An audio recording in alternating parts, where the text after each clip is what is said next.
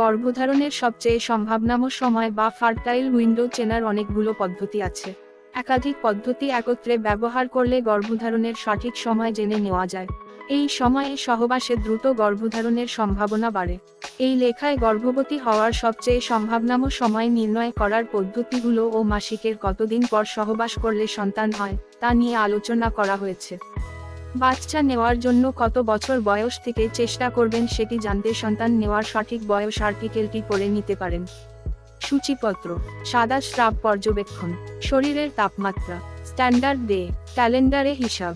অন্যান্য পদ্ধতি: 1. সাদা স্রাব পর্যবেক্ষণের মাধ্যমে গর্ভধারণের সঠিক সময় জানা। এই পদ্ধতি কাদের জন্য প্রযোজ্য? মাসিক নিয়মিত বা অনিয়মিত যেমনই হোক, সবাই সাদা স্রাবের এই পদ্ধতি ব্যবহার করতে পারবেন। তবে যাদের মাসিক অনিয়মিত তাদের জন্য এটা খুব উপকারী, কারণ অন্যান্য পদ্ধতিতে তাদের গর্ভধারণের সবচেয়ে সম্ভাবনাময় সময় বের করা একটু কঠিন। সাদা স্রাব পর্যবেক্ষণের পদ্ধতি: প্রতি মাসে মেয়েদের সাদা স্রাবের 4 রকমের অবস্থা দেখা যায়। প্রথম অবস্থা হচ্ছে মাসিকের ঠিক পরে যখন কোন সাদা স্রাব দেখা যায় না। মাসিকের রাস্তাটা খুব শুকনা শুকনা মনে হয়, তখন গর্ভধারণের সম্ভাবনা প্রায় শূন্যের কাছাকাছি, 0.3%। 2. এর পরের অবস্থায় মাসিকের রাস্তা হালকা ভেজা মনে হয়, কিন্তু আপনি চোখে কোন সাদাস্রাব দেখেন না বা হাতেও ধরতে পারেন না, তখন গর্ভধারণের সম্ভাবনা থাকে 1%-এর একটু বেশি, 1.3%। প্রথম এই 2 অবস্থা সবার মধ্যে দেখা যায় না, বিশেষ করে যাদের মাসিকের সাইকেল ছোট, তাদের ক্ষেত্রে এই 2টি অবস্থা মাসিকের সময়ই হয়ে যেতে পারে। তৃতীয় ও চতুর্থ অবস্থা প্রায় সবার ক্ষেত্রেই দেখা যায়। 3. তৃতীয় অবস্থায় ঘন সাদাস্রাব যায়, সেটা আঙ্গুলের সাথে আঠালো হয়ে লেগে থাকে, তখন গর্ভধারণের সম্ভাবনা বেড়ে 2.5%-এর কাছে চলে আসে। 4. চতুর্থ অবস্থায় সাদাস্রাব খুব পাতলা এবং পিচ্ছিল হয়, কাঁচা ডিমের সাদা অংশ যেমন মসৃণ আর পিচ্ছিল হয়, কিছুটা তেমন দেখতে স্বচ্ছ, আর সেই সাদাস্রাব 2 আঙ্গুল দিয়ে টেনে বড় করা যায়, কয়েক ইঞ্চি বড় করলেও ভাঙে না, তখন গর্ভধারণের সম্ভাবনা অনেক বেড়ে যায়, 28.6%, অর্থাৎ প্রায় 30%-এর কাছাকাছি চলে আসে। এই চতুর্থ অবস্থা শেষ হওয়ার পর আবার সাদাস্রাব ঘন আঠালো হয় বা একেবারেই আর কোন সাদাস্রাব যায় না। তবে অনেকের মাসিকের ঠিক আগে আগে আবার পাতলা সাদাস্রাব যেতে পারে, তবে সেটা গর্ভধারণের সাথে সম্পর্কিত নয়। ছবি: 4 ধরনের সাদাস্রাব কিভাবে চিনতে পারবেন? এই পদ্ধতি কিভাবে কাজে লাগাবেন? যেদিন থেকে সাদাস্রাব দেখছেন, সেদিন থেকে শুরু করে শেষ যেদিন পাতলা পিচ্ছিল সাদাস্রাব যাবে সেদিন সহ, তারপরের 3 দিন, এই সময়টা বাচ্চা নেয়ার জন্য চেষ্টা করার ভালো সময়। সাদাস্রাবে পরিবর্তন আসে কেন? কিছু কিছু কারণে সাদাস্রাবের পরিবর্তন আসে, ফলে এই পদ্ধতি কখনো কম কার্যকরী হতে পারে।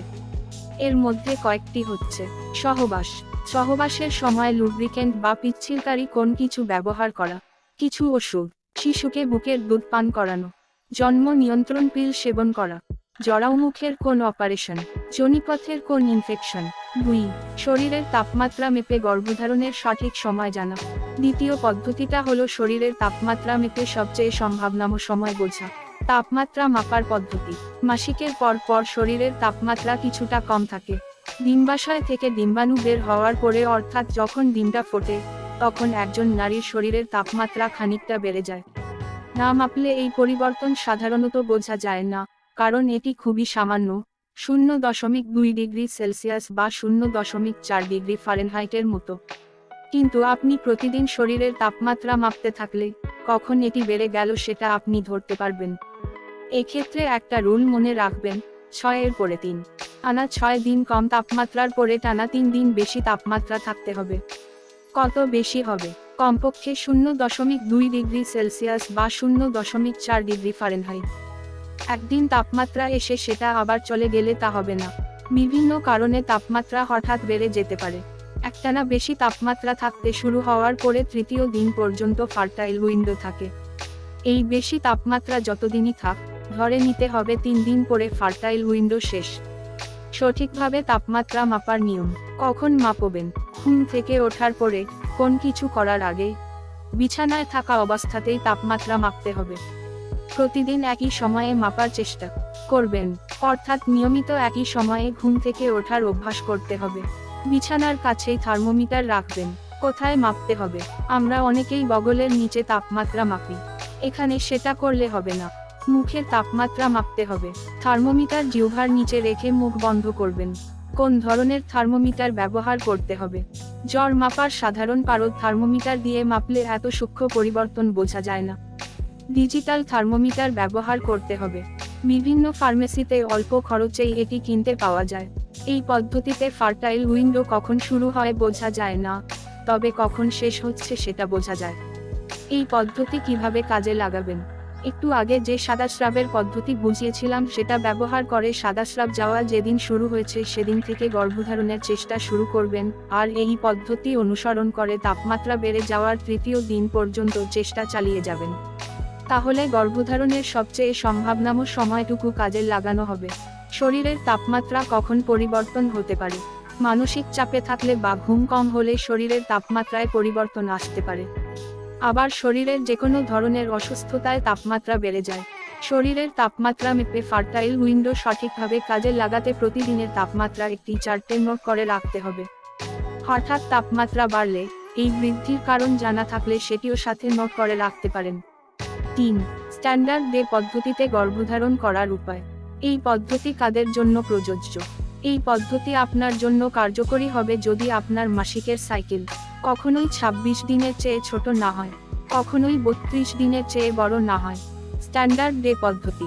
এই পদ্ধতি অনুযায়ী মাসিক শুরু হওয়ার পর 8 নাম্বার দিন থেকে 19 নাম্বার দিন পর্যন্ত আপনার ফার্টাইল উইন্ডো বা সবচেয়ে সম্ভাবনাম সময়। অর্থাৎ যদি 1 তারিখে মাসিক শুরু হয়, তাহলে 8 তারিখ থেকে 19 তারিখ পর্যন্ত সময়টাতে আপনার গর্ভধারণের সম্ভাবনা বেশি থাকবে। মাসিকের সাইকেল কিভাবে হিসাব করবেন? প্রথম যেদিন মাসিক হয় সেই তারিখটা ক্যালেন্ডারে দাগ দিয়ে রাখবেন। মাসিক কবে শেষ হলো সেটা দাগানোর প্রয়োজন নেই। এরপরে আবার যেদিন মাসিক শুরু হবে, ক্যালেন্ডারে সেই তারিখটা দাগ দিবেন। এই দুইটা তারিখের মধ্যে যত দিনের পার্থক্য, সেটা আপনার মাসিকের সাইকেলের দৈর্ঘ্য। মাসিকের সাইকেল হিসাব করার সময় সাধারণত দুইটা ভুল দেখা যায়। মাসিক শেষ হওয়ার দিন থেকে অনেকে গোনা শুরু করেন, কিন্তু হিসাব করতে হবে যেদিন মাসিক শুরু হলো সেই দিন থেকে। তারপর অনেকে পরের মাসিক শুরু হওয়ার দিনটাও গোনে। পরের মাসিক যেদিন শুরু হলো, সেদিন থেকে নতুন সাইকেলের হিসাব করতে হবে। ধরেন আপনার মাসিক শুরু হলো 1 তারিখ, তারপর আবার মাসিক হলো সেই মাসেরই 29 তারিখ। তাহলে 1 তারিখ থেকে সাইকেল শুরু হয়েছে, 28 তারিখে শেষ, 29-এ আবার নতুন সাইকেল শুরু। তাহলে এবার আপনার সাইকেল ছিল 28 দিনের। এই পদ্ধতি কিভাবে কাজে লাগাবেন? শুধুমাত্র এই পদ্ধতি ব্যবহার না করে সাথে অন্য পদ্ধতিও মিলিয়ে ব্যবহার করার চেষ্টা করবেন। কারণ সবসময় যে এই 8 নাম্বার থেকে 19 নাম্বার দিনের মধ্যেই ডিম্বাণু বের হবে, এমন নয়। এই জন্যই অন্য পদ্ধতিগুলোও বুঝিয়ে দেওয়া হয়েছে। স্ট্যান্ডার্ড ডে পদ্ধতির কার্যকারিতা বিভিন্ন কারণে কমে যেতে পারে, যেমন শিশুকে বুকের দুধ পান করানো, জন্ম নিয়ন্ত্রণ পিল সেবন, গর্ভধারণের ঠিক পরে। 4. ক্যালেন্ডারে হিসাব রেখে গর্ভধারণ করার উপায়। 4 নাম্বার পদ্ধতি একটু কষ্ট করে হিসেব করতে হলেও বেশ ভালো কাজ করে। একটু আগেই আমরা দেখেছি কিভাবে মাসিকের সাইকেল হিসাব করতে হয়। এই নিয়মে অন্তত 6 মাস ধরে মাসিকের হিসাব রাখতে হবে। এতে আপনি 6-7টা সাইকেলের দৈর্ঘ্য পেয়ে যাবেন। সবগুলোর দৈর্ঘ্য একই নাও হতে পারে। কোনোটার আসবে 33 দিন, কোনোটার 26 দিন। 6টা সাইকেলের দৈর্ঘ্য পাওয়ার পরে, এদের মধ্যে সবচেয়ে লম্বা আর সবচেয়ে ছোট সাইকেল দুটো বেছে নিতে হবে। সবচেয়ে ছোট সাইকেল থেকে 18 বিয়োগ করলে যেই সংখ্যাটা পাবেন, আপনার সাইকেলের সেই দিন থেকে ফার্টাইল উইন্ডোর শুরু। আর সবচেয়ে লম্বা সাইকেল থেকে 11 বিয়োগ করলে যেই সংখ্যাটা আসবে, সেই দিন আপনার ফার্টাইল উইন্ডোর এর শেষ দিন। ধরা যাক আপনার সবচেয়ে ছোট সাইকেল হচ্ছে 26 দিনের। এখান থেকে 18 বিয়োগ করলে হলো 8, অর্থাৎ আপনার সাইকেলের 8ম দিন থেকে ফার্টাইল উইন্ডোর শুরু। এরপর ধরা যাক আপনার সবচেয়ে লম্বা সাইকেল হচ্ছে 33 দিনের। 11 বিয়োগ করলে হয় 22, অর্থাৎ আপনার সাইকেলের 22তম দিন হচ্ছে শেষ দিন। তাহলে মাসিক শুরু হওয়ার পরে 8 নাম্বার দিন থেকে 22 নাম্বার দিন হলো আপনার ফার্টাইল উইন্ডো। এর যে কোন একদিন আপনার ওভারি থেকে ডিম্বাণু বের হওয়ার সম্ভাবনা আছে। তাই এই সময়টাতে সহবাস করলে গর্ভধারণের সম্ভাবনা বেশি থাকবে। 5. অন্যান্য পদ্ধতিতে গর্ভধারণ করার উপায়। আরও অন্যান্য কিছু উপায় আছে, যেমন বিভিন্ন ফার্মেসিতে ওভুলেশন টেস্ট কিট পাওয়া যায় যেগুলো কিছুটা প্রেগন্যান্সি টেস্টের মতো। প্রস্রাবে হরমোনের লেভেল মেপে বলে দেয় কখন ডিম্বাণু বের হয়ে আসতে পারে। সেগুলোও ব্যবহার করতে পারেন, তবে দাম তুলনামূলকভাবে বেশি। মোবাইল ফোনে কিছু অ্যাপ ডাউনলোড করে নেওয়া যায়, যেমন ফ্লো, সিলু, ব্লু। মাসিকের তারিখ বসালে এগুলো ফার্টাইল উইন্ডো হিসাব করে দেয়। তবে কোন অ্যাপই 100% নির্ভরযোগ্য না। এগুলো ব্যবহার করলে আপনার সাইকেলের দৈর্ঘ্য সম্পর্কে একটা ধারণা পেতে পারেন। এছাড়াও ডিম্বাণু বের হওয়ার পরে স্তনে বা তলপেটে ব্যথা হতে পারে, পেট ফাঁপা লাগতে পারে। তবে এই লক্ষণগুলো ব্যবহার করে ফার্টাইল উইন্ডো বের করা নির্ভরযোগ্য নয়। পরিশেষে, সবার ফার্টাইল উইন্ডো একই সময়ে হয় না, আবার একই মানুষের ক্ষেত্রে মাসিক নিয়মিত হলেও এক এক মাসে এক এক সময়ে হতে পারে। তাই নিজের শরীরের লক্ষণগুলো, যেমন তাপমাত্রা, সাদাস্রাব, এর দিকে খেয়াল রাখলে আপনি সময়টা আরও ভালোভাবে চিনতে পারবেন। যতগুলো পদ্ধতি আলোচনা করা হয়েছে, এগুলোর কোনোটাই ডিম্বাশয় থেকে ডিম্বাণু বের হয়ে আসার সঠিক সময় নিশ্চিত করতে পারে না। তবে পদ্ধতিগুলো অনুসরণ করলে, বিশেষ করে কয়েকটা পদ্ধতি সমন্বয় করলে, সন্তান ধারণের সম্ভাবনা অনেকটা বেড়ে যায়। মনে রাখতে হবে, একদিন বা 2 দিন পর পর সহবাস করলে 1 বছরের মধ্যে 80% বেশি দম্পতি সফল হন। অর্থাৎ 3-4 মাস চেষ্টা করে সফল না হলে ঘাবড়ে যাওয়ার কোন কারণ নেই। সময় লাগতে পারে। 1 বছর নিয়মিত চেষ্টা করার পরেও সফল না হলে ডাক্তারের পরামর্শ নিতে হবে। নারীর বয়স যদি 35-এর বেশি হয়, তাহলে 6 মাস চেষ্টা করার পরেই ডাক্তারের শরণাপন্ন হওয়া উচিত।